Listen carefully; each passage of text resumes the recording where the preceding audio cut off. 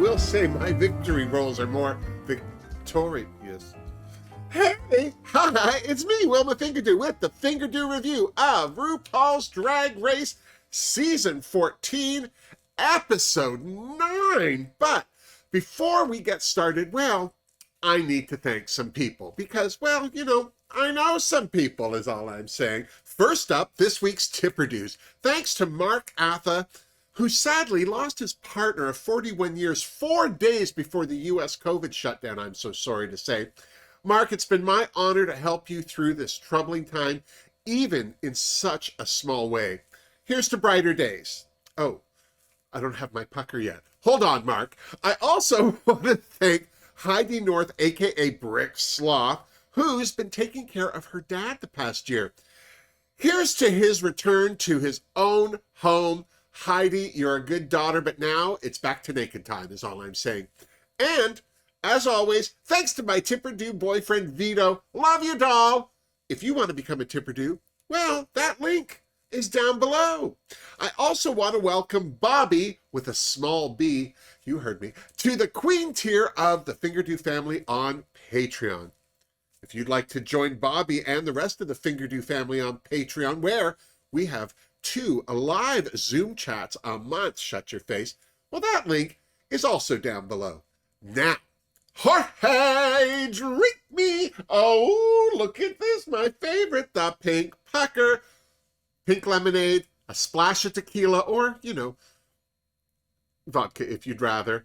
Blend it up, throw it into, with ice, throw it into a fancy glass, and then, oh, before I forget, here's to Mark, here's to Brick, and, well, here's to all of my Tipperdoos and Patreoners. Here's to you too, Jorge. Thank you so much for making me this. Also, finally, I received my Diabetes pin. It's her dragonfly pin. Here's a picture of it here. This is gorgeous. I'm not telling you to buy one. I'm not saying go to her site, but I love dragonflies. And, you know, as hard as she's been sometimes today, I've been enjoying Dia. So I decided to support her by buying her fabulous little dragonfly. Remember when she ate the dragonfly? Was that episode 2? Barf. Anyway, okay. Enough reminiscing. Let's get to it. We started this episode off by saying goodbye to Carrie. Jasmine was all up in her feels about sending Miss Colby home, and the love and adoration the rest of the queens had for her certainly didn't make it any easier for Jasmine, I'm just saying. But, as Bosco said, keep your eye on the prize. Seriously. Don't blink. Once all the queens got settled on the sofa, Dia got her due for her first win. I have to say, I was proud of Dia for apologizing to the queens if her attitude had been hard to take, but she wants to win and expects nothing less of the other queens. She just needs to learn to breathe. Just saying. As the queens discussed the judges' rulings, Bosco revealed that the safe queens were kind of expecting Deja to be in the bottom. Deja wasn't fazed because the other queens' opinions don't matter. A bigger issue for Deja, and Jasmine for that matter, was not winning a challenge yet. Let's hope that reality lights a fire under both their understated yet well-padded butts. Seriously. The next day in the workroom, the queens barely settled in before Ru appeared with this week's mini challenge, the photo bomb. I have to say, I really do like this challenge. I also appreciated Ru's face while photobombing the beyond tasty Jason Momoa. True fact. That's the exact face I make whenever I see pictures of Jason Momoa. Can you imagine if I was in the same room with him? Neither one of us would survive. So, the queens got into quick drag to prepare for the bombing, but I have to admit, the biggest bombs seemed to be some of the queens' quick drag. This week's quick seemed to stand for ugly. Seriously. Dia was up first photobombing Lil Nas X at the Tom Ford fashion show. I don't know. Is she photobombing Lil Nas X or giving him somewhere to land? There's a lot to look at is all I'm saying. Angeria got to photobomb David Beckham, but it looked like she was booty bombing him if you ask me. And yes, booty bomb was my drag queen name in high school. Lady Camden went through a lot of options to bomb Borat before she landed on, well, this one. And I have to say, this photobomb, this one was one of my faves. Slap it! Say. Willow chose to washed-up Mary Lou Retton to photobomb Jake Gyllenhaal walking his dog. And I have to say, I feel like Jake would have appreciated that. Seriously. Bosco got to photobomb Pee Wee Herman on the side of the road. I only wish she'd not done it in the way of oncoming traffic. It triggered me. Georges bombed Leonardo DiCaprio on the red carpet, but, to be fair, I wasn't sure who was bombing who. Fun fact, that was the original title of Aretha Franklin's Who's Zooming Who, but the record label thought the word bombing was too aggressive. Although, for me, the word zooming leaves me with questions. How does one get zoomed? Oh, ouch. Jasmine got to bomb Billy Porter's Sun God for the 2019 Met Gala, but to be honest, Billy was so resplendent that I didn't even notice Miss Kennedy. Just me? Finally, Deja arrived on set looking like one of the blue meanies from the Beatles' Yellow Submarine movie to photobomb Shawn Mendes. I don't know about you, but this whole look had me laughing. Look at her. That takes guts. Seriously. But when Ru's camera stopped clicking, she announced that Willow was the biggest bomb of the bunch. Here's to Willow Pill. Seriously. Ooh. I'll bet Elsie and Deja were close runners-up, though. They were funny, too. It's to everyone. Ooh, I'm going to go right through this. And then it was time for this week's Maxi Challenge. Ru told the queens that they would be creating panels for DragCon. The topic, men's. Well, don't tempt my tummy with a taste of nuts and honey. Seriously. Because Willow won the mini, she got to pick her team. I thought she made good choices. Because she's never worked with her, she chose Deja Skye. Of course, she picked Angeria, who wouldn't. And lastly, Lady Camden. Not a bad team to be sure, but I might have picked Bosco over Elsie. No offense. Deja made a funny comment. She felt that Daya wasn't happy about not being picked for the other team, or she wasn't feeling her team. Whatever it was, it boiled down to Daya not being happy. But did you see how her face was painted? None of that was happy. And besides, did you see how the rest of the team looked? The feelings, if any, were obviously mutual. Seriously. The only thing left for the queens to do was to pick their moderators. Team Willow unanimously chose Deja to be their moderator. Over on Team The Other Queens, Georges had a question of her own. She wanted to know what a moderator was. Bless. Hey, at least she asked. Jasmine wanted the moderator job, but it was beyond obvious that that triggered Daya. Thank goodness Bosco wanted to be the moderator as well, because everyone felt they'd have a stronger start if she did it, even though some of them were being about it. Ru dropped in for a visit and started with Team Willow. They told Ru their panel topic was going to be fathers. Ru asked them how their relationships with their fathers were. Poor Deja revealed that she doesn't talk to her father because he abandoned them when she was 14, and due to Deja's mother's health, the family had to separate. Bless. Here's to Deja. Seriously, girl. Ru then asked the queens if they'd ever been to DragCon. Angeria had the guts to admit that she hadn't. Geez, I was impressed. I wouldn't admit that to Ru's face, would you? But in her defense, Angie had done panels at pageants. But it hadn't gone well, or so she said, because she kept waiting to talk while others were just jumping in. You gotta jump. Might as well jump. That got Ru on a whole new topic. Confidence, aka Lady Camden. She admitted to Ru that she holds back because she doesn't want to look stupid. Ru's advice, be yourself. Did she just call Lady Camden stupid? Next up was Team The Other Queens. Their topic was men. Period. More of a blanket topic, really. Right out of the gate, Ru asked who was in a relationship. Daya said she was currently in a 5-year relationship, and through some misunderstanding on Ru's part, Daya was dating Satan. And apparently, he's not that good. Then, when Ru got Daya good and relaxed, she asked her how she and Jasmine were getting along. Ooh. Do you remember Darian Lake and Ben de la Creme being asked the same question? Do you remember the awkwardness? This was worse. Daya did nothing to hide her exasperation towards Jasmine in front of Rue, and then went on some long and winding road that ended at her bashing Jasmine's head against concrete. Well, if that didn't throw up some flags for production, I don't know what would. And then Rue asked Georges where her connection to her femininity comes from, and Georges said there are pictures of her at 5 years old posing the house down. Of course she did. It was last week, wasn't it? Georgia said she used to walk around on tiptoes and her father and grandfather would get mad at her. Rue pointed out that this was the kind of thing they needed to work into their panel, and then she hinted that if they didn't, they might be lip-syncing this week. I'll bet more than a few of those queens pooped their panties right then and there. I knew I did a little. I said a little. The next day, the queens got ready for their DragCon panels, and it was a day of lessons learned, we hope, for Team the Other Queens. Jasmine was in good spirits because, well, she felt she was finally learning to share the talk time with the others, much to her team's delight, seriously. Over on Team Willow Pill, we learned that the queens were very grateful that Willow chose them. Deja was happy because, like Willow, she'd wanted to work with her for a while now.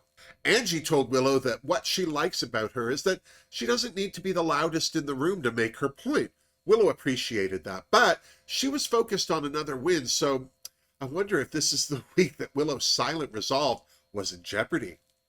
Hell, I knew I was excited because Silent Resolve was the name of my fringe play.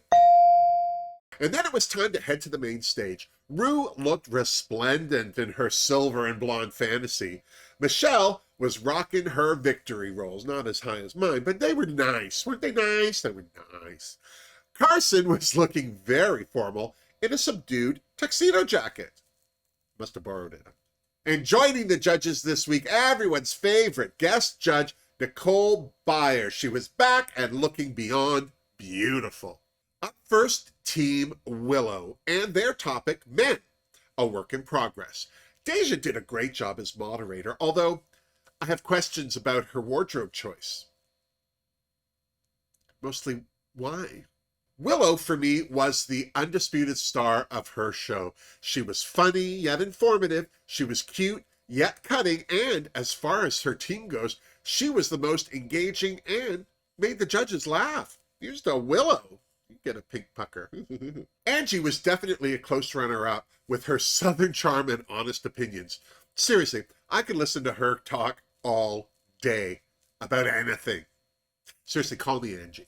Elsie started strong, but I felt that after she misnamed her celebrity crush, Blake Shelton, as Blake Lively, well, she seemed to crawl inside herself a bit and let the other queens take center stage, bless. And then it was Team the Other Queen's turn, and right off the top, Bosco killed it with their topic, men, Electric Boogaloo. Now, with more men.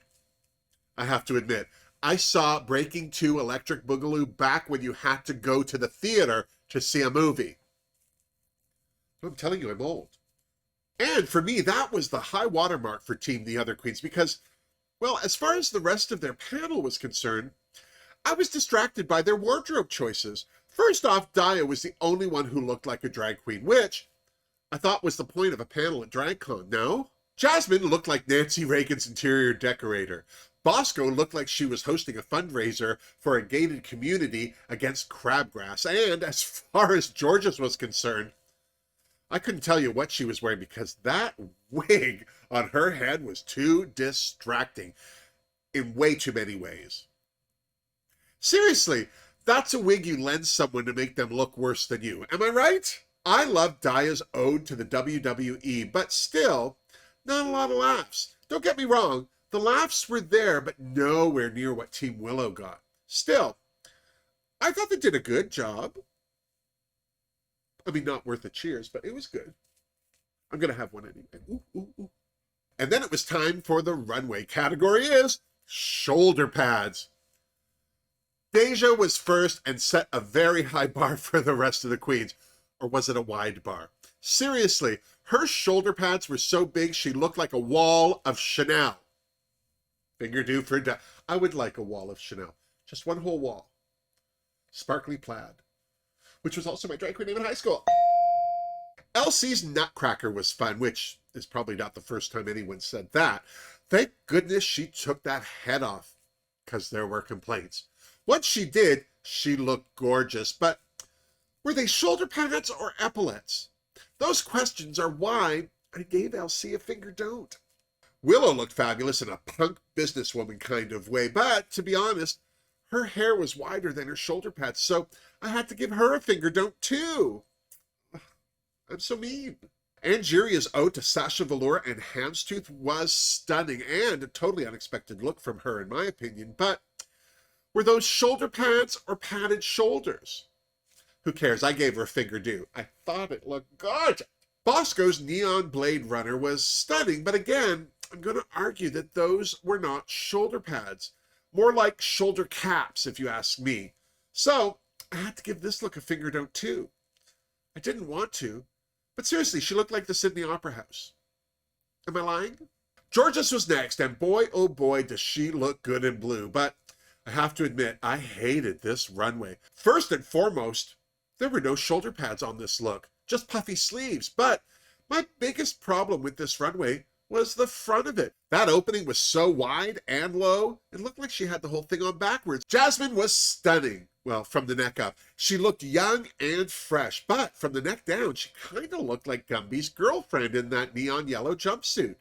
That look needed a belt or something to break it up because it just looked too flat. Even the most interesting part of this look, the cutout in the back, was blocked by her wig. Well, at least she had shoulder pads, but it wasn't enough to save this look for me. Finger don't. Sorry, Jasmine. I'm so mean this week. Why? Daya's Road Warrior Tank Girl was fun.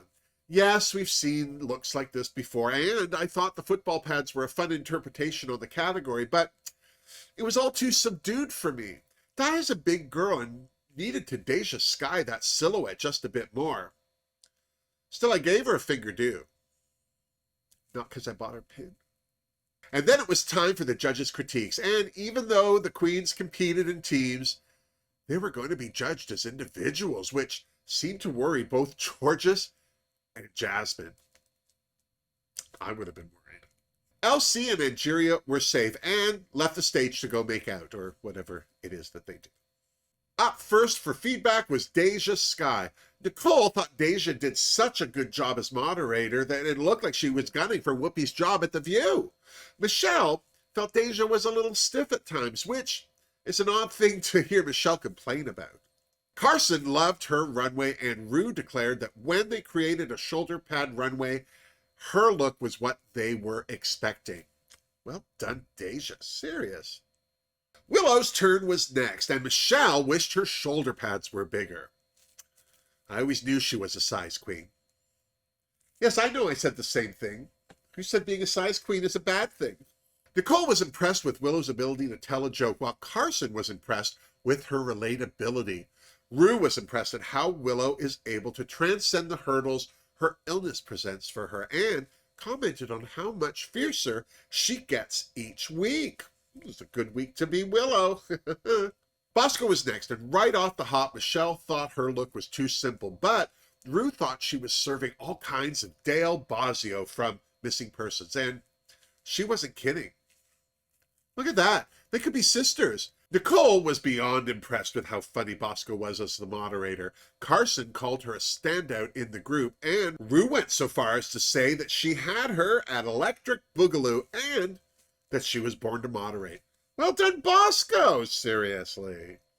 Up next was Georges, and Carson loved her runway but felt she receded during the panel. Michelle didn't get shoulder pads from her runway and thought Georges was self-conscious during the panel and started stumbling over her own words. Nicole commented on Georges' vocal stumbling as well, pointing out that it's a panel and she could have made fun of being tongue-tied. Rue told Georges that when she learns to apply the confidence that she has on a runway to the rest of her drag, she will rule the world. Now that's how you turn a negative into a positive. Jasmine was next under the microscope, and right away Carson said he loved the simplicity of her runway. So did Nicole, but she didn't love her in the panel and wished she'd given more. Michelle agreed and also thought Jasmine had aged herself with her panel look. I think it was the cape. Last up to the gate was Daya. Carson thought she was personable and relatable, while Nicole appreciated that she was the only one who looked like a drag queen. You and me both, Nicole, seriously. Michelle loved that Daya talked about the WWE because, as she says, they're drag queens too. Rue agreed and said that she's been known to watch wrestling while she moisturizes. That's not what she meant. Back in the Untucked Lounge, the Safe Queens, Angeria and Elsie, went over how all the remaining queens did and felt that Bosco, Deja, and Willow were in the top, while Jasmine, Georges, and Daya were going to be in the bottom. But the competition is tight, and now it's the little things that can make or break a queen's performance in the challenge. All I heard was tight. Speaking of, when the rest of the queens arrived, Jasmine was very quick to say she was in the bottom, but she was either at peace with that, or since this was her third time, she was just getting used to it. Georges took the negative critiques very personally, poor thing. She was feeling like she was letting the judges down, which the other queens denied immediately. I mean, it was her first time with a negative critique, seriously. They can't all be good, can they? Daya was okay with being in the bottom at this stage of the competition, especially since she felt her team didn't do as well as Willow's. Bless her. Speaking of Willow, she was worried that she would get emotional talking about her father during the panel because of how rocky their relationship was, and that they really didn't have any resolution before he died. It left her wondering what was so distasteful about her in her father's eyes, bless her. Angie was so proud of her parents, especially her father, for getting over those social hurdles and just loving his family. And then, without warning, there was Angie's parents in a video message. Well, I'd be lying if I didn't say I got teary. Lord knows Angie did. That was a lot of love packed into a very short video message, I'm just saying. I might need another Kleenex. Georgia said her family was able to reach the same place as Angie's, but felt badly talking about those dark days with her dad during that period because Georgia didn't want to bring her dad down. Still, she needed to remember the bad to appreciate the good place they're all in now. It's a good attitude for a young kid. And then Nicole Buyer showed up, and the queens went wild. Nicole tried to stir the pot and hear who was the season's bitch and who went home already that they hated, but the queens kept it cute right up until Nicole coughed. And then production rushed in and got her the hell out of there. Hell, better safe than sorry, right? You're still a bit close. Back on the main stage, Rue announced that this week's winner was Bosco. That's 2 for Bosco. Well done, doll. Seriously. The queens landing in the bottom this week were our dancing queens, Georges and Jasmine. And I'd be lying if the rest of the queens weren't gagged to watch these 2 lip-sync assassins battle it out. I know I was.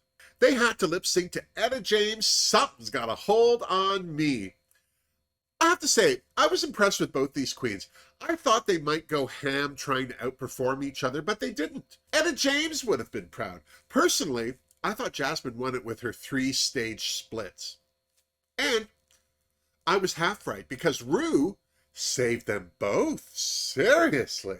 Personally, I hate it when someone doesn't go home, but I have to say, this call didn't bother me too much. So, how about you? Would you have saved them both? If not, which queen would you have sent home? Did Jasmine eke out Georges, which forced Rue to save her season 14 fave? Or did they need 8 queens for next week's Snatch Game? Let me know what you think in the comments down below. And while you're down there, don't forget to give this video a thumbs up if you liked it, and subscribe to my channel if you haven't. And by all means, share this video with your tribe if you think they're as big a Drag Race fan as you and I. And until next week, miss me! Seriously. So much drama. Oh my God, Jorge. Normally I just hate it when somebody doesn't go home because what's the point otherwise? But Georges is stunning and I really enjoy watching her. And I have a soft spot in my heart for Jasmine. I mean, her only crime is that she rambles. You can edit that. They're not doing that, but they could. Just saying. Angie and Bosco. They're definitely the front runners right now.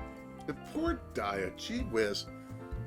I don't get the impression she's enjoying herself there because she's too worried, focused on what other people are doing or getting or being told. And that's the worst head game to have played. Seriously.